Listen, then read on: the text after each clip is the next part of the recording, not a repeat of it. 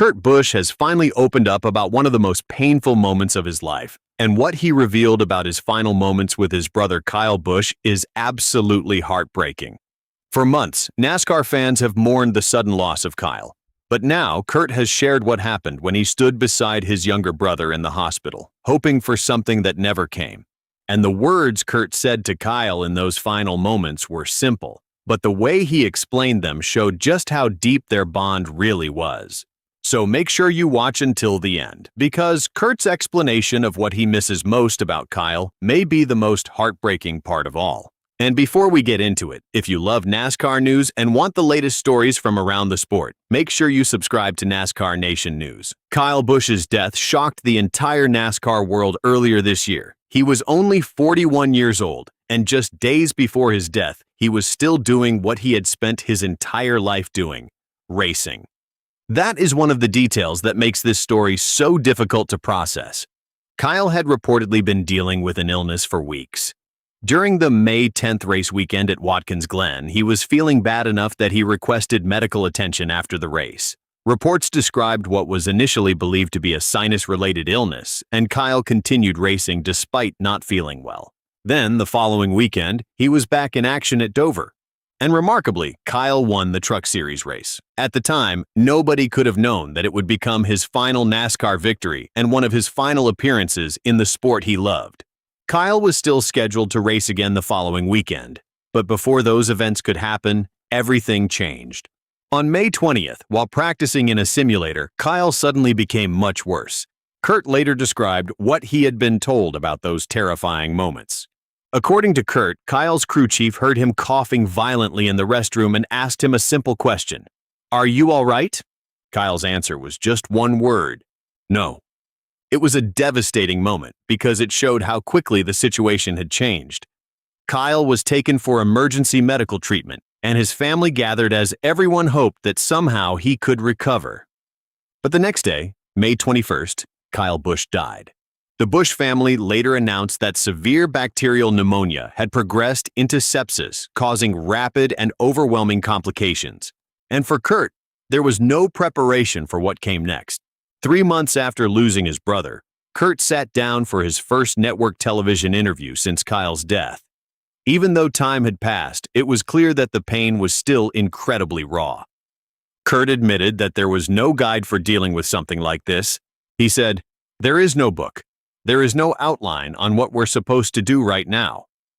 And that may be one of the most honest things he said during the entire interview.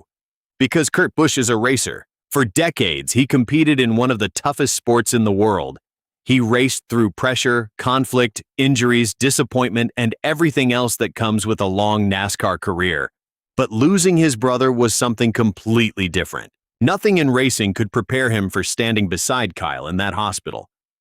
Kurt explained that he was there all day, hoping, praying, hoping for a turnaround. Their father, Tom Busch, made a different decision. Kurt explained that his father wanted to remember Kyle the way he knew him and did not want to see his son in the hospital in that condition. But Kurt chose to go in. He wanted to be with his little brother, and when he was asked what he said to Kyle, Kurt could barely hold back his emotions. He said, "I got you, man. Come on. I got you. Come on. Be strong." Then Kurt wiped away tears and said something that probably summed up everything he was feeling. It just wasn't fair. And honestly, that is what makes this moment hit so hard. There was no dramatic final conversation where two brothers said everything they had ever wanted to say. Kurt was simply trying to encourage his brother, and those became the last words he remembers saying to Kyle. But Kurt's interview also raised an important question about Kyle's final weeks. Why was he still racing while he was sick? When asked whether there is a culture in racing where drivers feel pressure to simply power through illness and get behind the wheel anyway, Kurt answered honestly. To be bluntly honest, yeah. He then explained, "We're independent contractors. We don't have a union." The concern, as Kurt described it, is that drivers can feel like if they don't get in the car, somebody else might. That doesn't mean Kurt blamed racing for what happened to Kyle. He did not make that claim. But he did acknowledge the reality of a sport where toughness is deeply respected and drivers often feel pressure to keep competing.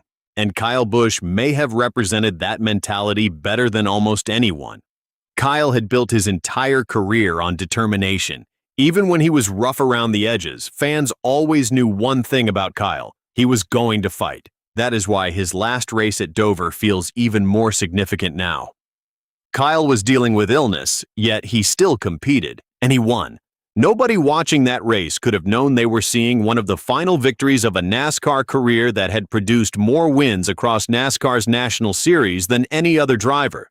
But while Kyle's achievements will always be part of his legacy, Kurt made it clear that the thing he misses most is not a trophy or a victory celebration. It is their connection, especially the connection they had on the racetrack. Kurt said he and Kyle were carbon copies of each other. And Kurt revealed the part he misses most when he said, "I miss the words that we never spoke to each other and the vibe that we had on track." That line tells you everything.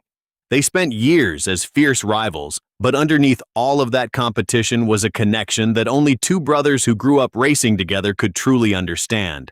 And one of their last major public moments together now feels even more emotional. Back in January, Kyle was there when Kurt was inducted into the NASCAR Hall of Fame.